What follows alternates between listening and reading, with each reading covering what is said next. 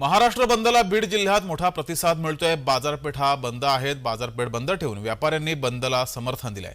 परभणीमध्ये घडलेल्या घटनेचा निषेध करण्यासाठी महाराष्ट्र बंदची हाक दिली होती। याला बीडमध्ये प्रतिसाद मिळालाय। बीडची संपूर्ण बाजारपेठ ही बंद होती। कडकडीत बंद बीडमध्ये पाळला गेलाय। सर्व व्यापाऱ्यांनी दुकानं बंद ठेवून या बंदला प्रतिसाद दिलाय।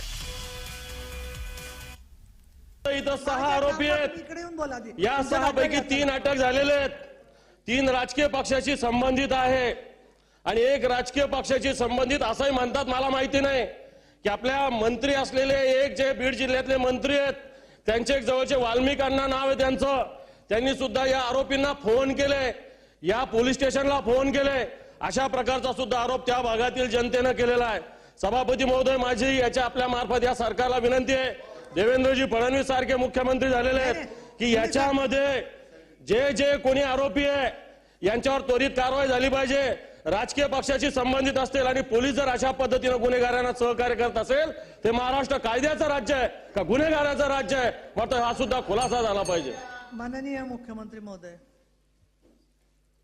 माननीय उपसभापती महोदया, बीड जिल्ह्यामध्ये मसाजोगला जी काही घटना झाली आहे ती अतिशय गंभीर अशा प्रकारची घटना आहे। एका तरुण सरपंचाचा अतिशय निगृण अशा प्रकारचा खून आज त्या ठिकाणी करण्यात आलेला आहे आणि निश्चितच ही घटना सरकारने देखील अतिशय गांभीर्याने घेतलेली आहे।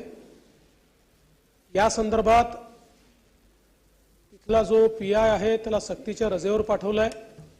त्यावेळेचा जो इन्चार्ज पीएसआय आहे त्याला सस्पेंड केलेला आहे।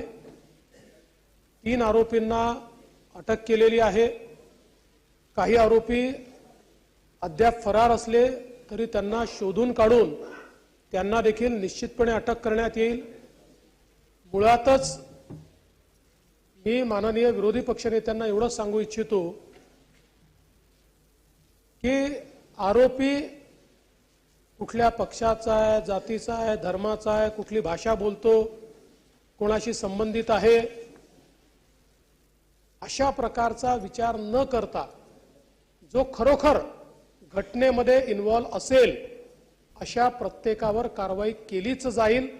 याकरताच ही केस सीआयडी क्राईमला ट्रान्सफर केलेली आहे। तिथे या संदर्भात एक स्पेशल एसआयटी तयार करायला सांगितलेली आहे।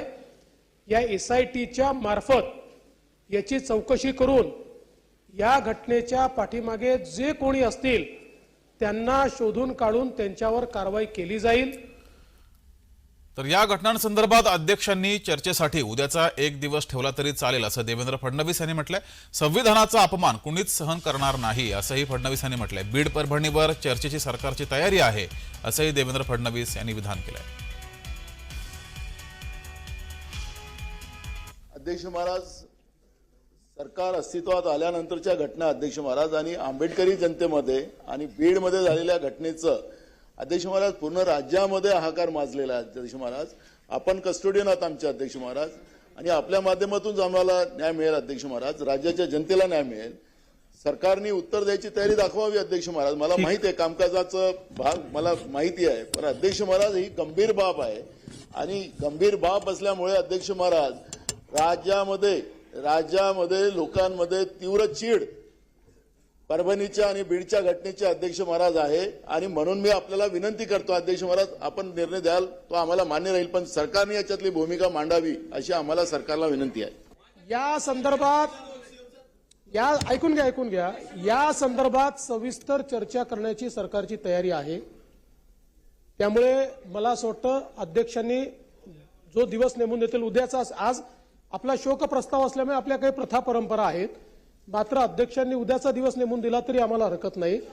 संविधानाचा अपमान कोणीच कधीच सहन करणार नाही आणि ज्यांनी तो अपमान केला तो मनोरुग्ण आहे।